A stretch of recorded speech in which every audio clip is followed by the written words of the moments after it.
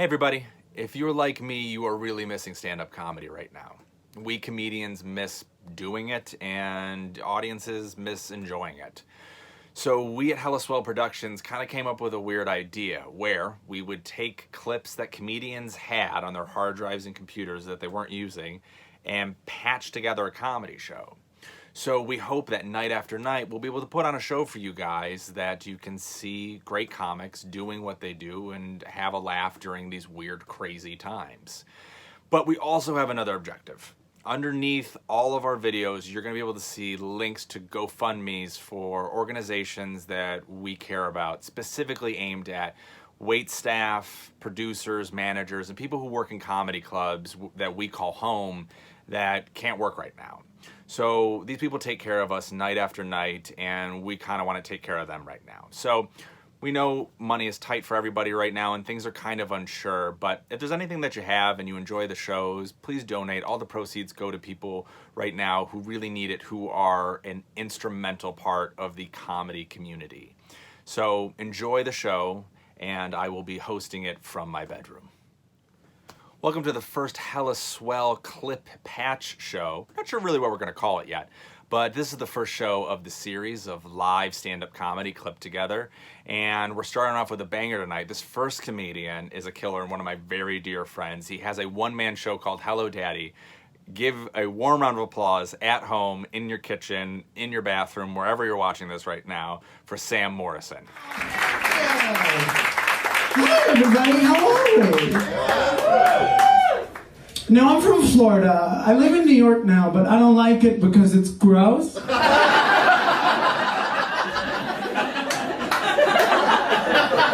Right, only city where water falls on you and then you're like, oh man, that could be anything. Oh, thank God, it's just pee.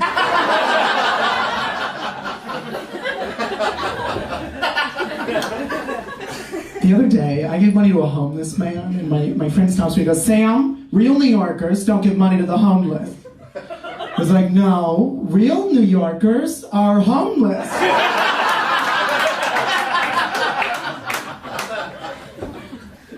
This was very weird. One time somebody told me to go back to where I come from. Well, that's so weird because I'm just a white gay man. Right, so this guy thinks that there's a country.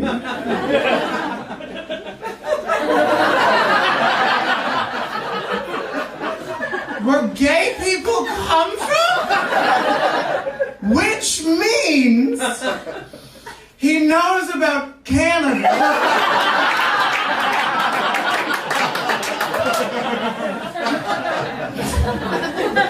Don't worry, I know that lesbians come from Lebanon. Just don't make me go back to Florida because I googled gay bar, one result. And that was a flight to New York.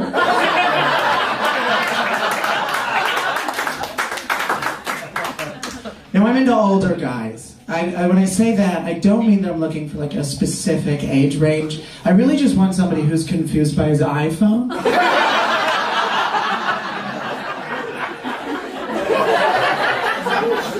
So I was scrolling through photos on this one dating app. I found one. It was an upside down blurry screenshot.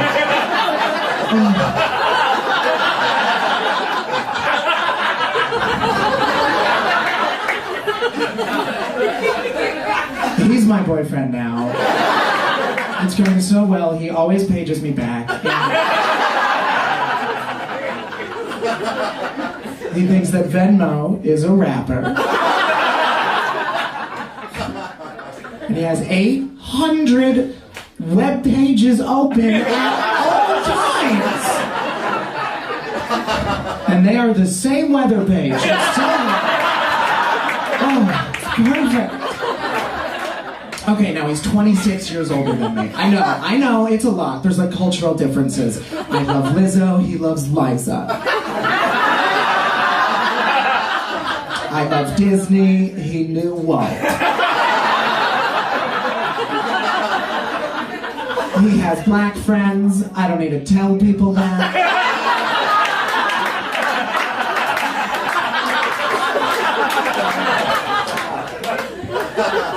I think the difference is they make a relationship stronger, right? Like we teach each, he's taught me that not every bar is a gay bar. Then I've taught him that every gym is a gay bar. Older guys, they're better at cuddling too. He does this thing, he like takes his nose. It's adorable. I don't even get, he nestles his nose into my neck and pays off my student loan debt.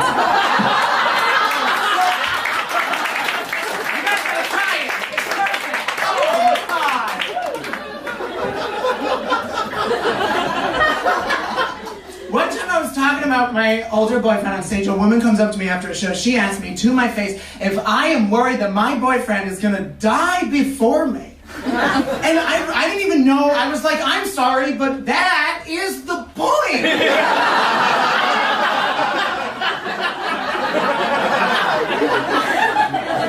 Because I'm a slut, and I'm on all these dating apps too. There's Silver Daddies, Daddy Hunt, Ancestry.com. That's only for senior citizens. I don't know if you guys have ever heard of Facebook. Okay, this 19-year-old woman messaged me a winky face. I said not interested. And then she said, joke's on you because I am an old gay man. And I was like, what? No, joke's on you because now I'm interested.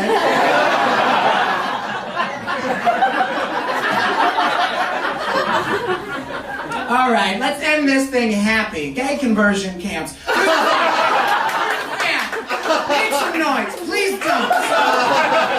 If you don't know what these are, they are hilarious. They make gay people into straight people. These are camps that make gay people into straight people, and the way they do that is they use theater.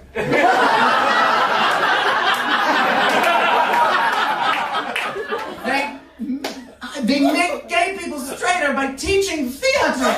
I don't like it. You can't. That's like a fat camp using Korean barbecue. You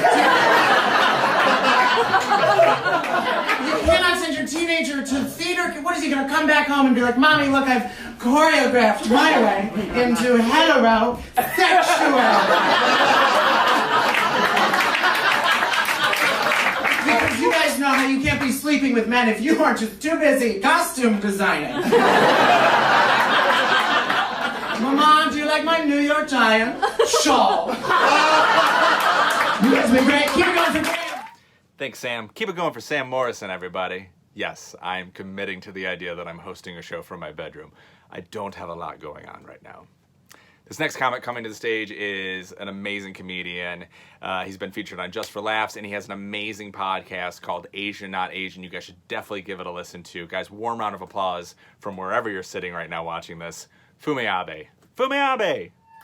My name is Fumi. It is a Japanese name, but I actually grew up in the Midwest. I'm from Ohio, and I don't know if you guys have been out there. We don't have a lot of minorities. So I remember growing up, I would have very strange conversations with my classmates. Like one time I asked this girl out, and she was like, hey, listen, don't take this personally, but I'm just something into Asian guys. And I was sitting there like, but dude, Megan, I am the only Asian guy you know. Like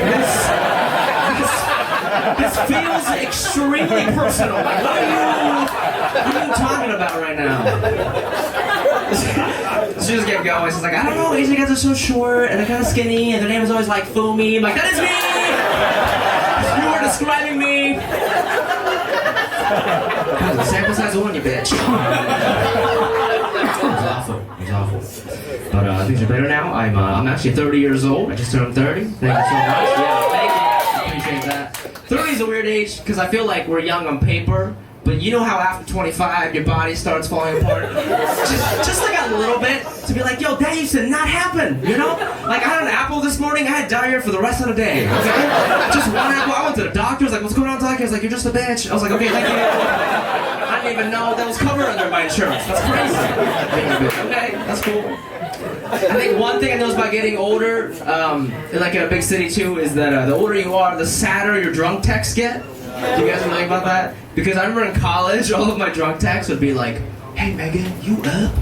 But last night it was like, hey mom, was that a good son? That guy's waiting for a family. It's inappropriate. He's not gonna get that. But it's been a good year. I started going to therapy for the first time in my life. So you're laughing. Okay, that's fine. Mental health, hilarious. So I go to therapy, man, that's a big thing for like an Asian person to make, because unfortunately mental health is still like a taboo in our culture. But I tried to go in high school and it didn't work out. Like I put my mom aside, I was like, Mom, I'm sad all the time, can I go see somebody? And she was like, have you tried going to Harvard? Have you tried?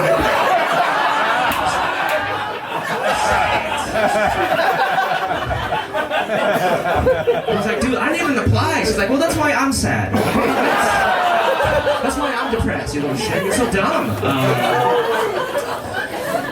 She didn't actually say it like that. She didn't speak English, but I assume that's what she meant, you know. Yeah.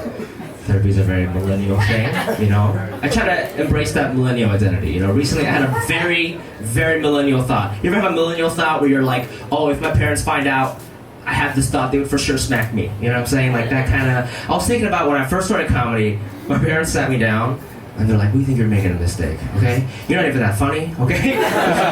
There's no money in comedy. How you gonna pay for food in New York? How you gonna pay for rent in New York, you know? We think you're making a big mistake in your career. And I took that very personally. But then I moved to New York, started doing comedy, and I started making friends.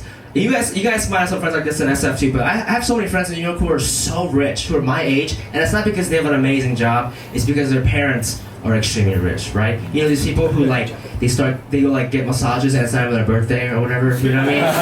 You know those people, right? Like they throw up a little bit when they hear the words Uber pool, you know, like, what? And I was like, dude, I have so many friends like this. If I make another friend like that, I'm gonna have to sit my parents down, have a conversation with them about where their careers went wrong, okay? Because they're looking at me like, why don't you go to grad school? I'm like, hey man, why don't you go to grad school, okay? Alright? You know why I'm poor? I'm poor because you're poor. That's why I'm poor. You ever think about that? Yeah man, because you're raising middle class, I don't know what a dividend is, okay? Dude, I thought that was a DJ. It's not a DJ. It's not a DJ at all. You know, people are living out this shit. It's crazy. It's insane. Absolutely insane. I don't know if you guys watched this show on HBO called Insecure. Any fans out there? Insecure? Yeah, it's a great show. So if you don't know, all you gotta understand for this joke is that it's a very popular show on HBO. And one of the things that they're known for is that they cast predominantly black and minority actors, right? So if you don't watch it, you are the problem, and that's fine. You have your emails, it's all good. But also my friend the other day, and as we were saying goodbye, she was like, okay, I'll see you later, Fumi. Oh, by the way, I don't know if you watched Insecure, but there's a really hot Asian guy on the last 2 episodes. You should check him out. And I was like, who taught you how to say goodbye, okay? Are you serious? That's the way you want to leave social situations? Can you imagine what would happen if she went to a quinceanera? You know, goodbye everybody, be sure to watch Coco so many Mexicans. Like, that is the rudest way to say goodbye to anybody, right? But at the time I was very curious, I'm all about representation, but I didn't know his name, so I get out my phone.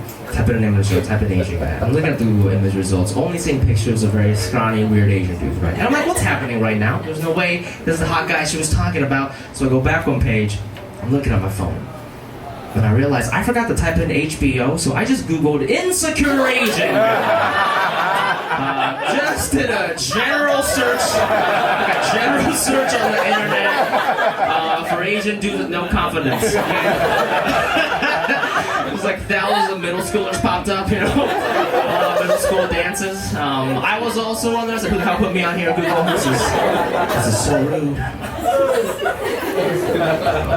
I went to a concert recently with my friend and his little sister. And his little sister, she's in a sorority in college. She goes to Syracuse. So she's one of those girls when she starts shrinking. She starts talking like, y'all's bitch, Uber, bitch. It's very cute, you know, as young. There's no judgment there. But we were celebrating because when she graduated from college, she turned down a job at Google. What? To join the army. Okay? So this was her goodbye party before she went off to basic training, right? So we're dancing, drinking, having a great time. And then in the middle of the show, the singer was like, I would like to dedicate this next song to the military. And all of a sudden she stands up by herself and she's like, Yas, Army! Yas! Army! And that is fine, because she's 21, but my first thought was like, dude, I hope you're not going to talk like that on the battlefield. I'm not attacking back as like, Yas, drone strikes, bitch! Yas! She's stabbing soldiers like, slay, bitch! She throws a grenade, bye! Alright, I gotta go. Thank you guys so much for this. Next comic coming to the stage, I am a huge fan of. She has been on Colbert. She is bouncing back and forth between LA and New York and all over the country because she's an amazing comedian. A warm round of applause, everybody, for Caitlin Peluffo. Oh, hi, guys. Hi. Y'all ready to hear some jokes from Butch Lara Croft, huh? I don't have a Lara Croft body. I don't. I've got an in-betweener body. I'm not fat, but I'm also not thin. I'm very muscular, played a ton of sports, so I call this softball skinny. Thank you. I had to learn to like this body, though, because I was this size in 6th grade. That's a gigantic child. So my dad, he was smart about it. He shoved me in every sport there was to play, and I was pretty good. So I kept getting that compliment. I'm sure some of the guys in here have heard it. Hey, Caitlin, you're a real beast out there. Yeah, you're such a beast. Oh, that's not a compliment, all right? I'm 12. You just told me I'm the worst part of my favorite movie. That's horrible, right? No 12-year-old girl wants to be the beast. No, we want to be Belle. We want to be the beautiful princess, not the monster who is ugly as a punishment.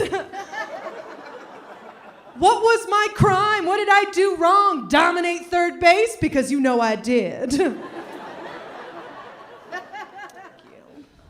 Yeah, this is the point in this set where I have to let everybody know that I am not gay.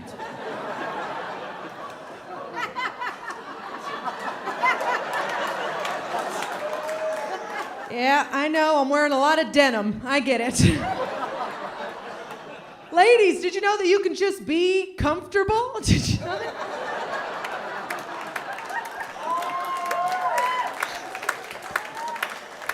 And I don't care if you do think I'm gay, it doesn't offend me. I just bring it up so all the single fellas know. Yeah, so I can try and fast pitch into your heart. It's tough being strong and dating. It's a little tough, all right, because of the men I like. I like pretty men. I like them real pretty. I want a guy so pretty I'm getting fist bumps from lesbians. That's a pretty guy. I want them to look at him and be like, damn girl, he looks soft.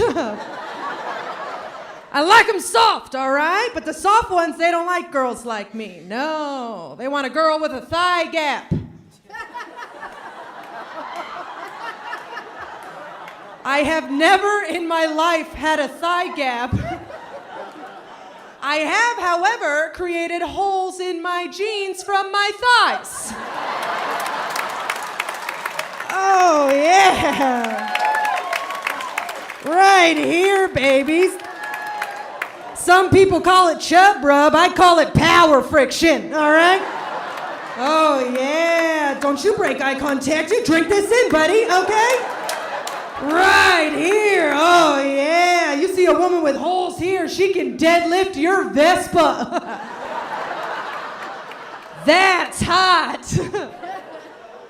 But the soft ones, they don't think that's hot. They don't. No, they get confused. Last week I got called sir at a Starbucks. That's not what you want. Ladies, pro tip, keep that braid in front. Keep it visible. I tried today. You flip it around, it's a teenage boy. Whoop, it's a lady. Keep the braid in front. I took another hit when I was talking to one of my guy friends, and he told me that I don't have the body type for porn. Which was weird because we were talking about coffee. That came out of nowhere. But I'll give it to him. I understand what he means. I'm not 19 and tiny, fine, but I think he's wrong. I think times are changing, and I think there are plenty of men out there Who would love to see a porn starring a beefy gal like myself, huh? Yeah. I think it could be hot. In fact, I'm thinking about making my own porn movie, all right? Fellas, listen up, okay? How about this? How about a porn where the woman pulls her weight on a camping trip, huh? Oh, yeah. That's hot. You want me on your camping trip. What's a skinny girl gonna do on her camping trip? She's gonna complain that there's too many M&Ms in the trail mix. Get the hell out of here. I have never been one of those women who thinks half a grapefruit counts as a meal. No, I think half a chicken counts as the second half of my meal. And that's who you want on your camping trip. I'm very practical. I can pitch your tent. I can chop your wood. And I'm willing to carry that stupid cooler, all right? Because no one ever wants to carry the cooler. You could leave all the beer and the ice in it, though, because Mama's got it. Oh, yeah, that sounds like a hot porn, right? Yeah, in my movie, the beauty is also the beast. Thanks, Caitlin. Keep it going for it. Very nice. This next comic is a co-producer and co-host of the Hella Swell comedy show. He is from New Jersey, which if COVID was a state, it would be New Jersey. Guys, one round of applause for Brian Rabadeau. This is cool. This is cool. This is cool. I've been having a lot of good luck lately, guys. I've been hooking up with an older woman. Love older women. The sex is okay, but the life advice is amazing. Have you ever gotten jerked off and learned how to use TurboTax at the same time? They're like, that's how I learned. That's how I became an accountant, right there. My wife, Trixie, she taught me everything I knew. Finger in the ass, and then I had Excel spreadsheets.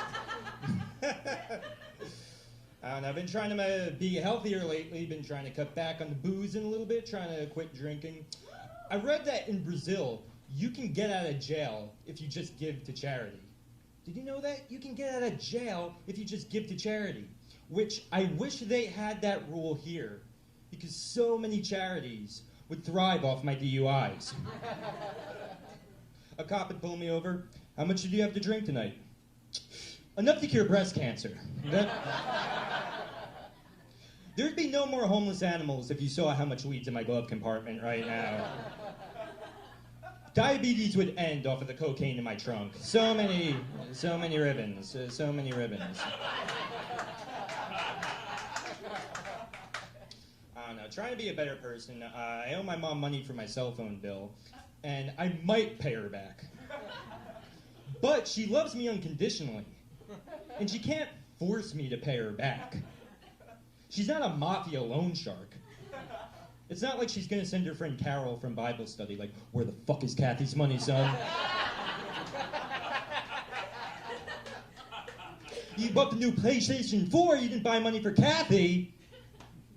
Have her money by Thursday or I'll break your fucking legs. And Jesus loves you. Crazy time, crazy time. I'll let you know a little bit about myself. As a kid, I was a big Jerry Springer fan. All Maury fans in the house right now? Is that what this is? Jerry. Okay. All right. I didn't know this. I read this on his Wikipedia page. Jerry Springer used to be the mayor of Cincinnati. You know that? Jerry Springer also ran for Congress, too, as well. Which means Jerry Springer has more political experience than our current president right now.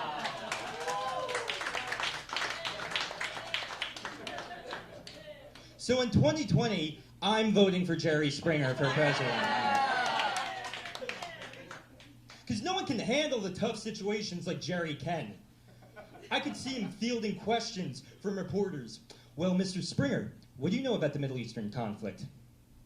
Well, what do you know about calming down a hooker named Starfish? Jerry knows. Jerry knows. It's cool though, like it is a kind of divisive time, and you gotta talk to the other side. Like my buddy, he's like a huge Trump supporter. And when I asked him why he liked Trump so much, he was like, well, he can relate to a common man like me. Now here's the thing, if there's a president that I can relate to, they're not qualified to be president. Because I'm a poor sack of shit. I'm not going to the voting booth asking, hey, did this candidate also steal toilet paper from McDonald's? Did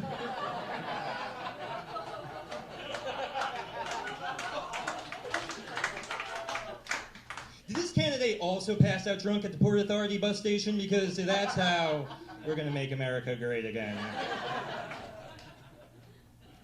I'm a huge mooch, too. Like, I mooch food and weed from my roommate all the time. And I feel like if I ever ran for president, that would come back to haunt me on the campaign trail. There'd be attack ads against me, like, in 2008, Brian Rabadeau never threw fives in the blunt. In 2016, Brian Rabadeau is so broke that he paid for weed in all Sacagawea coins. Like, that's...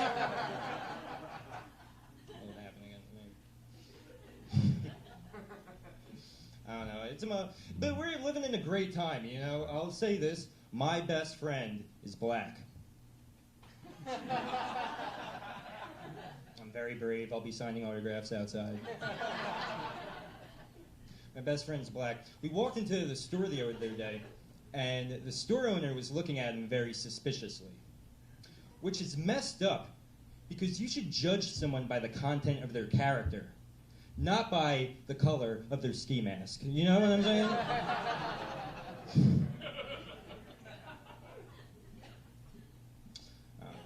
I get a lot of anxiety too. Like I have like a nervous twitch wherever I get nervous. I take the bottom of my shirt and I start rubbing it really fast like this.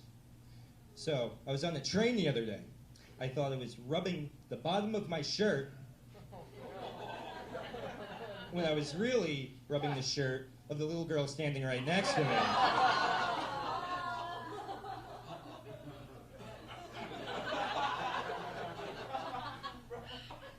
And her dad's just staring at me, just angry. And the only thing I could think to say to him was, I'm sorry, I just got overexcited.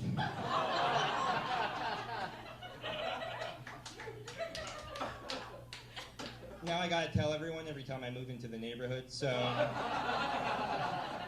All right, guys, you've been great. Thanks a lot, Brian Rabadeau. Peace. Brian Rabadeau, everybody, huh?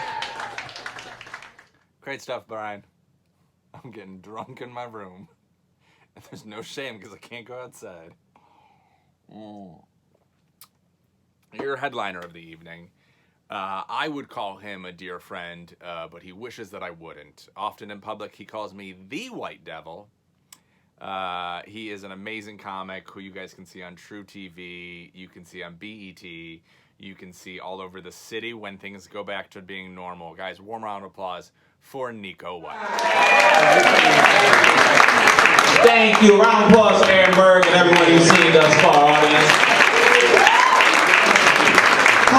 It's good to see your faces. I was watching TV today, and they're really considering giving our teachers guns. Do you know how fucking sad that is? That that's a solution? Giving teachers guns? Let me tell you something. I went to school in the Bronx. That is a terrible idea. Do you know how many of my classmates wouldn't have made it to the 5th grade if our teachers had guns? And most importantly, it's like, I don't want you to change the energy of a school teacher. I remember showing up to school the first day and seeing that new white teacher and getting excited and telling my friends, like, yo, we about to learn to read this year. Look at her. Look at her with all that I'm going to save the world energy. Look at her. I don't want you to change that teacher's energy. That same teacher will go into class and greet her kids, good morning everyone, how are you? And some kids come out, suck my dick. Okay, we just gonna get to collecting homework then. I don't want you giving her a gun. I don't want you making these teachers more gangster than the kids that go to the school. I don't want the teachers coming into the classroom, everybody to get your homework on the desk. Now. Get your homework out now. Stop crying and get your math homework out now. I don't want to deal with that. I truly don't. I don't want to be the parent that's afraid to show up to open school night. You know what I'm saying? You show up to parent-teacher conference, the teacher's sitting there with her gun on the table, her legs folded. So what are we going to do about your son's talking problem?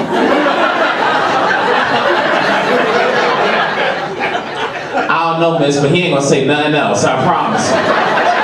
Keep your mouth shut when that teacher up there talking. Almost got me killed because you want to socialize. And the reason that they want to give these people guns, because they said, well, you know, if a shooter comes into the school, the teacher can take him out. Do you really want a teacher in the classroom with your kid that's capable of shooting somebody, then go right back to teaching? Do you really want that? I don't think you thought this through. That's some real cruel shit. The teacher, pow! All right, now get all this brain matter up out of here. Time to get back to the math homework. Fucking asinine, yo. I would never want to deal with nothing like that. Every time you go to the school, the teacher got a new teardrop tattooed on her face.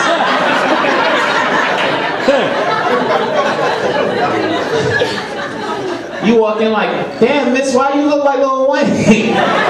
Because I'm good at my job, that's why. We've gone gun crazy. But I feel like if you're going to go gun crazy, let's go all the way gun crazy. Don't just stop at giving teachers guns. Everybody should get a gun. For every situation. No more forks and knives. Guns now. That's what you have to eat with. You shoot your food in your plate and you pick up the scraps. No more TV remotes. TV guns from this point onward. You get the gun that has the laser light. When the laser hits your TV, if the channel don't change, you shoot your TV. Because apparently it doesn't take you seriously. Old people, no more walking canes. Walking AK-47s from now on. That's what you walk on. And when they get crazy in the nursing home, you let it go. If you drive, they should install machine guns into your headlights like 007. And every time you honk your horn, 17 bullets should just fly out. And maybe that way pedestrians will finally get out the fucking street. I don't know, this gun thing is ridiculous.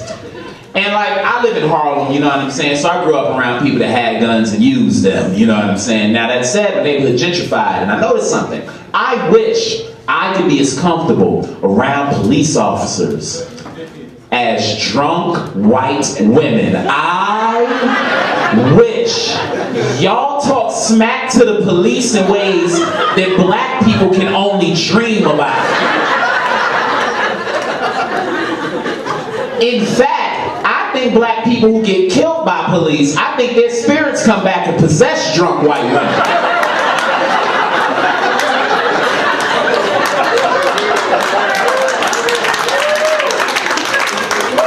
Just so they can talk trash to cops from a safe place, you know what I mean? I've seen this in person. I have a neighbor, her name is Elizabeth. I like Elizabeth. Young white girl, but she's one of those people that carries her dog in her purse. She's one of those psychopaths. So, I like her, but I hate her dog Biscuit. I can't stand Biscuit because he's affluent. He knows how good his life is. And I just see him in her purse all happy and carefree. You ever found yourself getting jealous of somebody's pet because it has a better quality of life than you? That ever happened? I'm watching him cross the street and I'm like, look at her. This is Elizabeth's purse all happy and carefree. Every now and again, I want to get in Elizabeth's purse and be happy and be carefree. But if I do it, it's robbery all of a sudden. So I got to stay in my lane. But Biscuit always has this stuck up look on his face like, there's a new sheriff in town, Neko, and I'm coming for your apartment. So I'm coming home one night, and I didn't know that Elizabeth was an alcoholic. So Elizabeth had gotten drunk, and she was peeing in between some cars. There was an officer that was watching her piss between these cars, and he was showing the patience that I didn't know police officers had. And she's pissing a stream, got the whole block smelling like asparagus. So this officer, and I mean, she's not trying to avoid him, she's looking him right in his eyes. Dog in purse pissing, looking him right in his eyes. And he's being so patient, he's like, ma'am,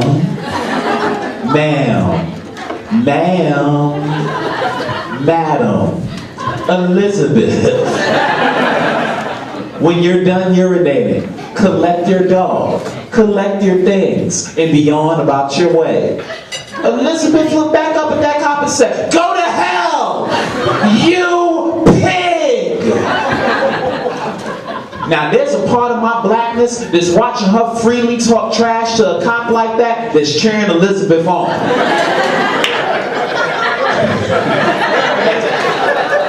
I was watching this whole thing happen from behind the bushes, and I was like, yeah, go to hell, that pig. You tell him, Elizabeth. She said, you'd be nothing without my tax money. Yeah, he'd be nothing without your tax money. Now tell him Black Lives Matter. Come on, Elizabeth. Then Elizabeth did something that I didn't know you could do. Because when white women get drunk, if you're wearing a cool hat, she wants it, and she wants it right now. Elizabeth shook herself off and said, hey, give me your hat. And she reached up for the officer's hat. And I pulled out my cell phone. I was like, he about to shoot this white lady. I'm about to catch a unicorn. A cop is going to shoot a white lady. This is the most gangster thing I've ever seen. Not only did she not get shot, she took the hat off of his head, put it on her dog's head.